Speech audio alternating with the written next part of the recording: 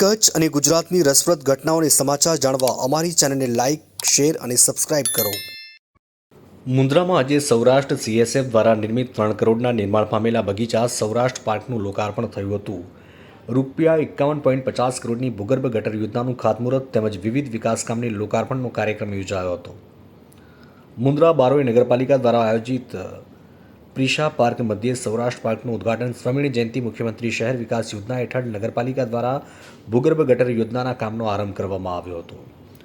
આ પ્રસંગે માંડવીના ધારાસભ્ય અનિરુદ્ધભાઈ દવેએ ઉદ્ઘાટન કરતા જણાવ્યું કે તેઓ તથા સાંસદ વિનોદભાઈ ચાવડાએ બગીચાનું ખાતમુહૂર્ત કર્યું હતું અને 12 મહિના પૂરા નથી થયા અને લોકાર્પણ કરવામાં આવ્યું છે.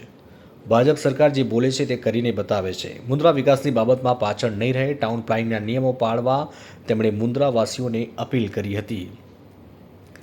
આ પ્રસંગે નગરપાલિકાના અધ્યક્ષ રત્નાબેન જોશીએ જણાવ્યું હતું કે નગરમાં હવે બગીચા નથી, એ ભૂતકાળ બની જશે. ડાંક બંગલા પાસે 1 કરોડના ખર્ચે બગીચો બનાવવામાં આવશે. 10 લાખના ખર્ચે કોમ્યુનિટી હોલ તથા પેવર બ્લોક અને શાસ્ત્રી મેદાન પાસે દાદા દાદી પાર્કનું ખાતમુહૂર્ત કરવામાં આવ્યું હતું. આ દરમિયાન શ્રીરામની પ્રતિમાથી સૌરાષ્ટ્ર સીએસએફના પદાધિકારીઓનું સન્માન કરવામાં આવ્યું હતું. સૌરાષ્ટ્ર સીએસએફના હેડ દેવાશીષ સેઠીએ જણાવ્યું કે સમગ્ર કચ્છમાં આવો બગીચો જોવા નહીં મળે જેમાં બાળકો માટે આધુનિક સાધનો છે. સંજયભાઈ ઠક્કરે કહ્યું કે ધારાસભ્ય હંમેશા નાના માણસની પણ ચિંતા કરે છે. સ્વાગત પ્રવચન નગરપાલિકાના ઉપપ્રમુખ જીતેન્દ્ર માલમે કર્યું હતું.